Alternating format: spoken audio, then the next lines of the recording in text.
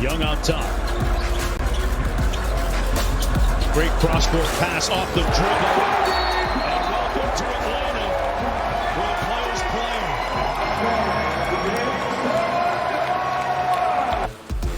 That kind of sums up the night for the Atlanta Hawks. Trae Young finding shooters or dunkers.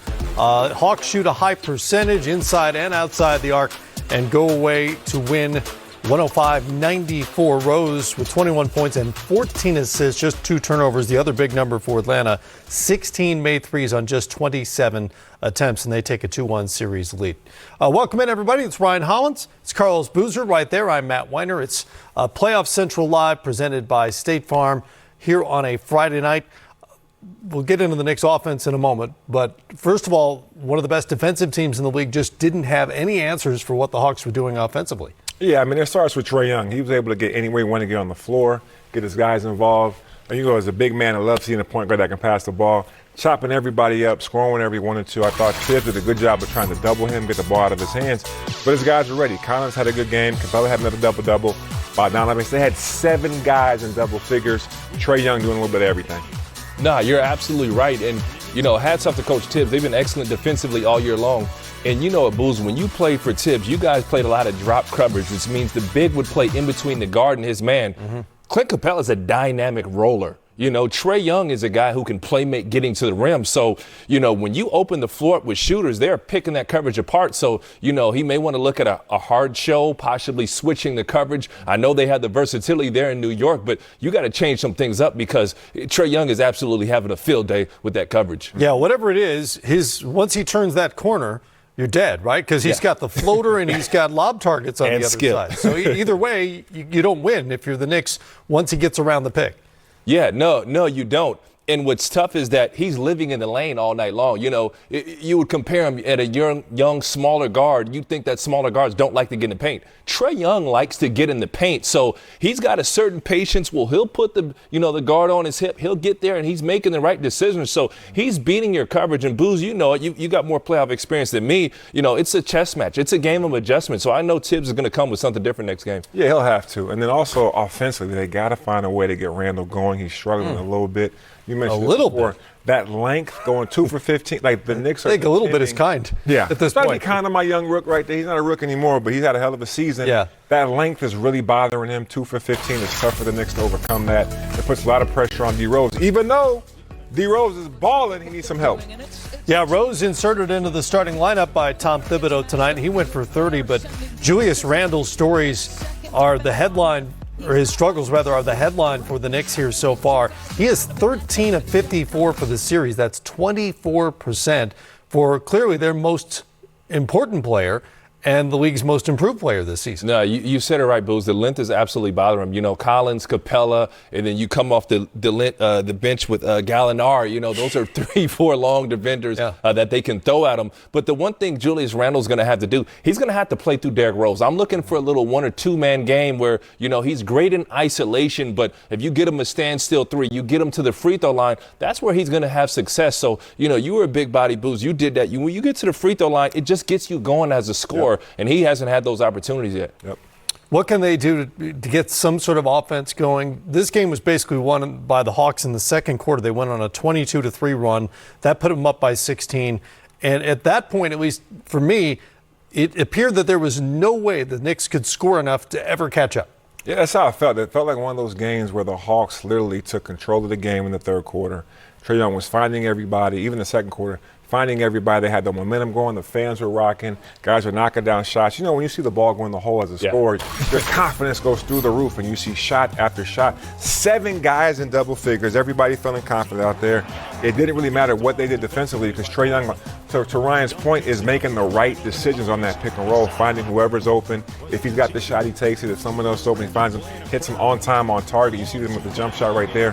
Trae Young is doing a phenomenal job of just setting his team up to put them in position to win games, and now they're up 2-1. You know, through 3 games now, the only game the Knicks have won was one in which they both shot under 40%. It was the ugly game, too. It begs the question, can the Knicks win games in this series if they're not holding the Hawks to those kinds of percentages, if the Hawks are shooting their averages? I don't think they can. That's Knicks basketball right now. But, from a defensive aspect for the Knicks, you can't give up everything. Yes, they took away Trae Young's 3-ball, but Trae Young is good enough. He got floater, he got lob, and he got kick out. So you got to take something away. So, it's possibly playing a little more Nerlens Noel or sitting the big in the back and saying, hey, man, he's going to have to hit us with, 10 or 20, floaters tonight. And I think on the offensive end for New York, you got to play through Derrick Rose. Yeah. I thought he was masterful in his minutes. He was excellent when he got in the lane. Nerlens Noel is a bit of a dynamic roller. You're playing Taj Gibson, who can roll also. But I think the same way they're playing through Trae Young, you got to play through D. Rose. He's playing too excellent right now. Yeah. And on a night when the Hawks hit 16 of 27 from three-point range, which is not their MO, they're not an elite three-point shooting team, the way the Knicks are struggling on the other end of the floor offensively, they have almost no chance to win. Yeah, well, that's your point, Matt. Great point. Once they got down by so much, you think, can they really score enough to get back in this game? And tonight just wasn't their night. All right, let's take a look at the Hawks shot chart tonight, presented by Mountain Dew. It was a good one if you're an Atlanta fan. And there are a fair number of those in the building, by the way. We are in Atlanta. 16 of 27. That's not really sustainable. That's lights out. But if you're Nate McMillan, you'll take it. But you know what, Matt? Those are standstill threes. It's not like these guys are hitting contested threes off the bounce. And Trae Young, hats off to him. He's accepting the coverage. They're forcing him to the rim. He's a smaller guard. They want him to play over the length of the Knicks. And he's getting in the lane. He's shooting that floater. And when he kicks out, it's not like these guys are doing a whole lot of creating. So, between Bogdanovich, Gallinari, all those guys on the wings for Atlanta, even Collins poured in a couple threes. Yep. They're really taking advantage of the situation. And Trae Young's doing a good job finding.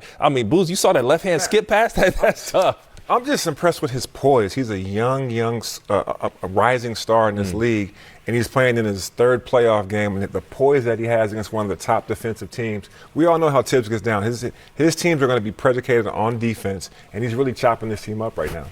Hawks had 7 different players knock down at least 1 3, including Danilo Gallinari, who had all 4 of his, and Kevin Huerter, who knocked down 3 off the bench as well. Hawks win at 105-94, and they'll take a 2-1 lead with Game 4 coming up back here in Atlanta on Sunday. Waiting on the coaches and, of course, the stars of this game as well for post-game coverage. From the Knicks' point of view, is it more important? I guess, both sides are important. Is it more important for them that they find some way of generating more consistent offense or better coverage against Trae Young, and particularly that pick and roll? It's got to be the defense because this is their MO. That's what New York has hung their hat on, all season long. Look over at the Los Angeles Lakers. That game when they got 8 up by 50 balls in defense. That Lakers team defends. This New York Knicks team defends. When they defend, then the offense gets going. Then they're getting some easy buckets in transition. And for a team that struggles on the offensive end, you got to take advantage of those easy buckets. But if you're taking the ball out the net all night long, man, you can't do anything, Booz. No, well said. That's exactly what Tibbs – listen, I played for Coach Tibbs in Chicago. Tibbs is going to be at the office all night long, all day tomorrow, trying to figure out a remedy to slow down Trae Young and slow down the Hawks offense, and he'll figure out something. Maybe put a different lineup change in there. Do a little, because like to your point, if they get out in transition, then they get the easy layups, the easy buckets, and now we got a ball game. But when you get down by 15, 16, 17, and the Hawks are scoring consistently, very hard for this Knicks team to catch up. Knicks had exactly 0 fast break points tonight in this loss here in Atlanta. Let's hear from Nate McMillan. His Hawks now up 2-1.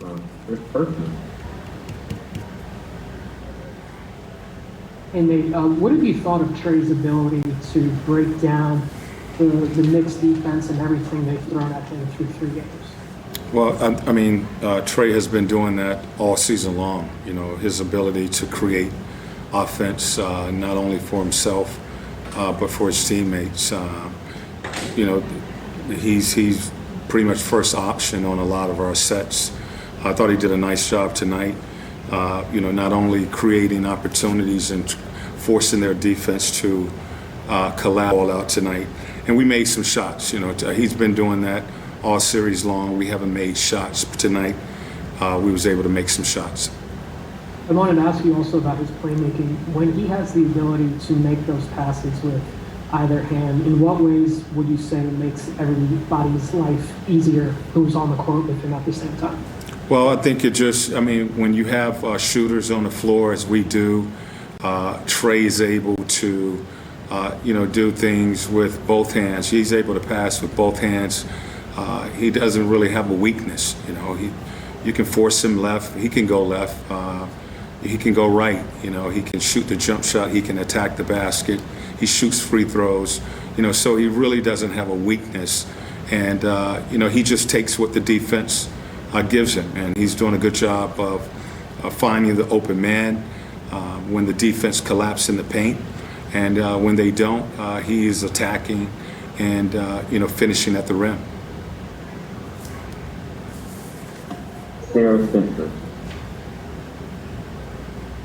Hey Nate, just how key was that second quarter, and is that when you started to see the guys kind of settle in and settle down a little bit? I thought we did. I love our energy coming out, but I thought we we needed to calm down just a little bit. We gave up 13 free throws in that first quarter. I thought we settled down in that second quarter, started to play basketball, and defend without foul and not allow those guys to get to the free throw line. We did a pretty decent job of forcing them to miss, but we still gave up some offensive rebounds in that first half. Second half, we did a better job of finishing the defensive end of the floor with rebounding. How good was it to see John rebound with his performance tonight? Well, he did. I thought he did a really nice job, on Randall and guarding him. He was in foul trouble our last game. He picked up 2 fouls early in the first quarter, but then he settled down and did just a solid job of just keeping the ball in front and being able to stay out on the floor. He's an important part of what we like to do on both ends of the floor. And I thought he responded with a solid game tonight. That's fine. Hey Nate, have you ever been involved in a game where you win by double digits, yet the other team shoots nearly 4 times as many free throws and without trying to get you fined? Can you maybe explain the discrepancy between the 2 attempts and they're shooting from the free throw line where you guys are? I'm not touching that. I don't know. I have to look at the tape. A lot of times you feel a certain way at the end of the game, and when you go back and you watch the tape, the game is played a little different. For us, I thought we were attacking tonight, and we were doing what we did in the last 2 games. Tonight we made shots. We made perimeter shots, and we didn't have to get to the free throw line. So I thought our guys were aggressive, attacking the basket, moving the ball. We had 28 assists. I think we were averaging around 17, 18 assists in those first 2 games. So tonight we made shots. And when you're making shots, you don't have to get to the free throw line. Jeff Schultz. Nate, I know it helps that everybody shot well tonight, but it seemed like you made a concerted effort to always have either Trey or Bogey in the game, not to have both on the bench at the same time, unlike game 2. I'm just wondering what went into that decision. You look at your film, as we've said, and you make adjustments. As I said before, I study my film every night, and you make adjustments to how you want to attack and trying to keep balance out on the floor. So I studied the tape and made adjustments. And the tape just told you that there weren't enough times in game 2 where you guys were able to attack, basically. Back to the drawing board for Tom Thibodeau's team, which shot under 36% and just could not stop Atlanta. Specifically, RJ, Julius can bounce back. Yeah, I'm very confident in both guys. I see the way they work. And, I thought we got off to a decent start in the first quarter. And then I want to take a look at what happened in the second. I thought we didn't close the second the way we would have liked. and that set us back, and that gave them confidence and sort of changed the game there.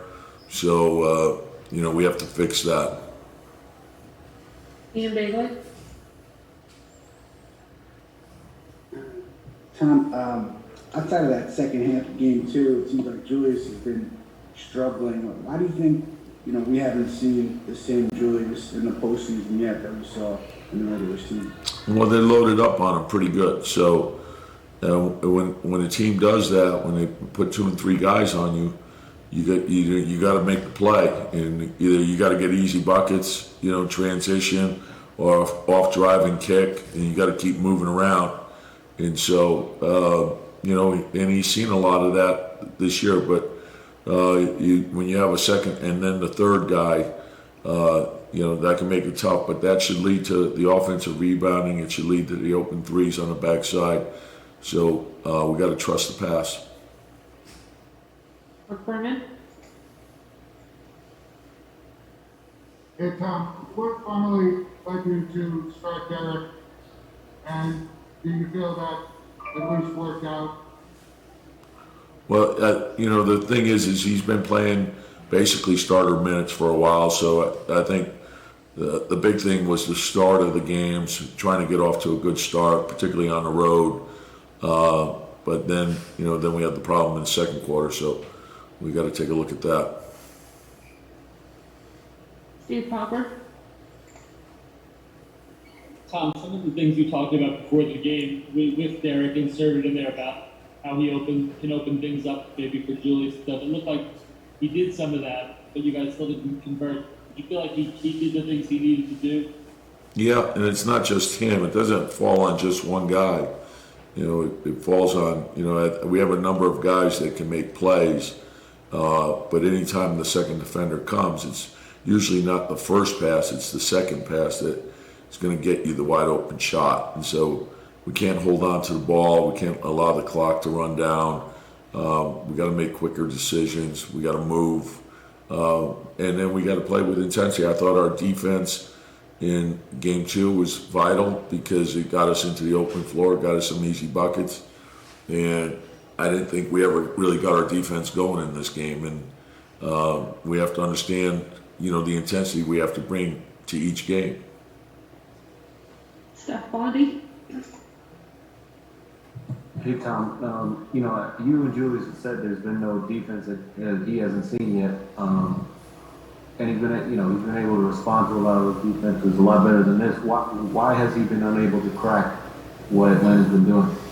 Well, like I said, they're loaded up pretty good. It's not just the second guy; it's the third guy also, and so and when that happens, again, the big thing is to get rid of the ball and make the plays early, and when you do that, and usually you can get really high percentage shots off of that, and with your primary scorers, that's what you want. When you get the second defender on the ball, their responsibility is to get rid of it, to make plays for their teammates, because anytime you have 2 on the ball, it means you have an advantage on the backside, and whether that's a wide open shot, a drive, or the second shot, there are a lot of good things that come off of that. Tom Thibodeau goes back to his shot chart presented by Mountain Dew on Game 3, 2 of 15 from the field. Both of those 2s were on threes. Couldn't get anything else going offensively, and for the series now shooting 24%. Here's Julius Randle after the Game 3 loss. I guess, this was the most hostile crowd you've faced all year. Do you feel you guys didn't adjust to playing on the road against close to a packed house? No, I don't think we're really worried about the crowd. Just worried about what's going on the court. How do we adjust and get wins? We didn't do that today, so we got to do it next game. Hey, Borkanoff? Julius, you and both Tibbs have been saying that you've seen these defenses before all season long. I mean, is there anything that the Hawks are doing differently? And if not, then why do you think the results are different this time around? We just got to adjust. And we will. So I'll just leave it at that. Steph Bondy? Hey, Julius, when they're loading up, how much of it is on you to get rid of the ball faster or make the quicker play? Yeah, it's on me, but it's on me. I gotta find a way to read the outlets a little bit better. Hey, Papa. You guys shuffled the lineup today. Derrick, obviously, offensively became a big. What kind of difference did it make having him there? Did that help at all with you? Yeah, good game. You know, he's tough on the pick and roll.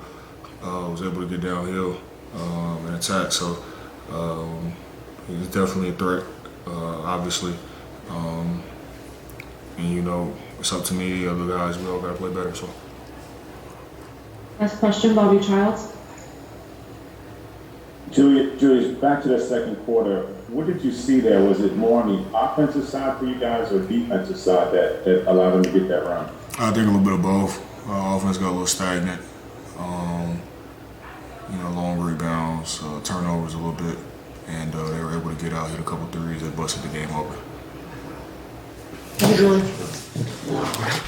Julius Randle on some of the Knicks' offensive troubles, which Tom Thibodeau tried to solve with the insertion of Derrick Rose into the starting lineup. He went for 30 tonight. And how do you think that all worked out? I found out this morning at a walkthrough, and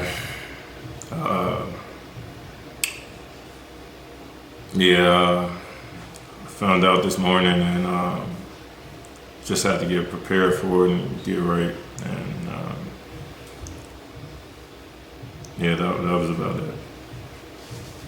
Ian Beagley.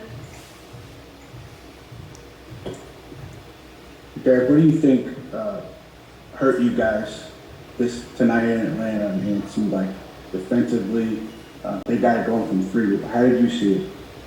The second quarter, I think that but we're not making shots. We still got to find a way and to play with that consistent urgency and that effort. They did a great job with finding guys on the second pass, hockey assists. If it wasn't the second pass, they were driving the ball on the second pass and just creating havoc. And we just got to make an adjustment. Big Popper. Derrick, Tom was saying in that vein on defense that maybe guys were not, the intensity was not where it needs to be. Did you feel that today, that maybe whether it was the crowd, whatever it was, that you guys didn't seem up to that today? Yeah, it was the second quarter, I think. The first quarter, we kind of played decent. The second quarter, that's when everything kind of fell apart and they gained confidence. And it was around the time that we wasn't making shots. I think they outscored us 20-something, high 20-somethings to like 12 or 13 or something like that. And we just got to find a way to just grind it out when we're not making shots. We can't, like I said, we can't play lackadaisical on the defensive end if we know that we're not getting easy baskets. Do anybody know how many fast break points we had today? I think zero.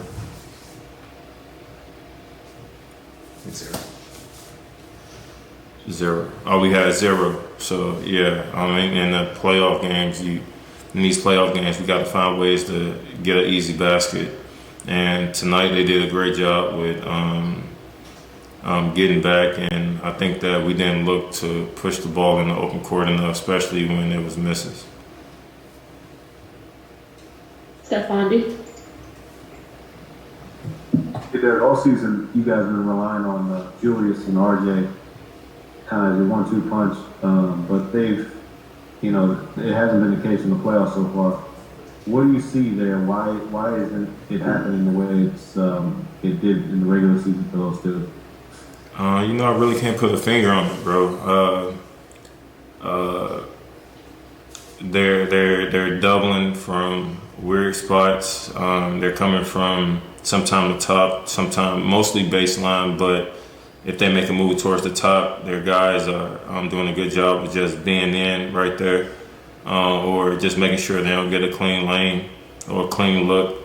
And that's what I mean, fast break points. Like when you know that teams are keying in on you like that, we got to find ways to get you or get them to easy baskets or anybody easy baskets. And you get it mostly in the open court when the defense isn't set and when they don't have when they're not locked in on you like the way they've been. Working on? Derek, you guys have tried, it seems like a bunch of different coverages and pick and roll defenses against Trey, and today it seemed like he even didn't wait for the screen to come. Is there anything else that you guys could try to slow him down, and just what have you thought of the way he's played? Oh, he's been playing great. But no, I think we got a few more coverages, but they were just knocking down shots. I think by halftime, they was 50%. We wasn't talking. We wasn't making the second, or I wasn't. I know a few times I didn't make the second or third effort to contest shots. And if you're not making them plays with a shooting team like this, there's no way you're going to win games. So. Last question, Jamie Harris.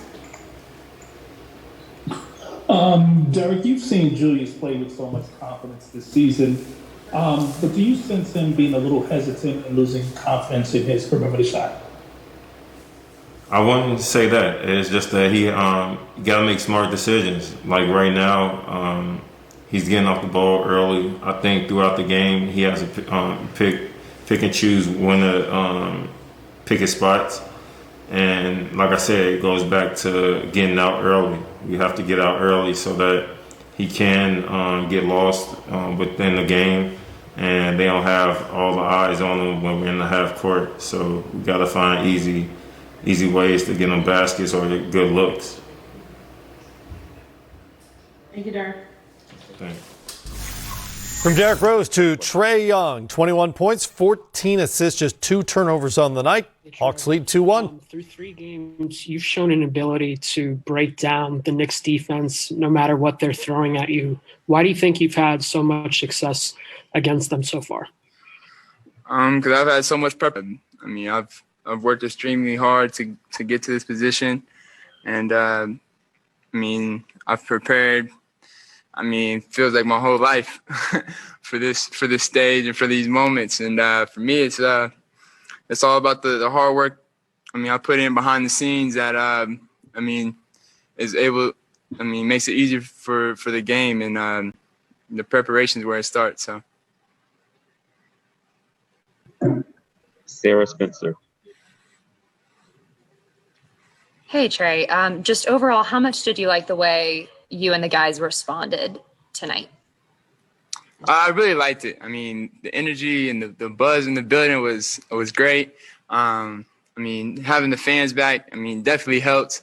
And, I mean, their energy, we really fed off it the whole game. And, I mean, I really like the way we bounced back. Guys were hitting shots. Guys were playing with smiles on their faces and energy. And, I mean, it was a competitive game, and we just fought, and it was good to see.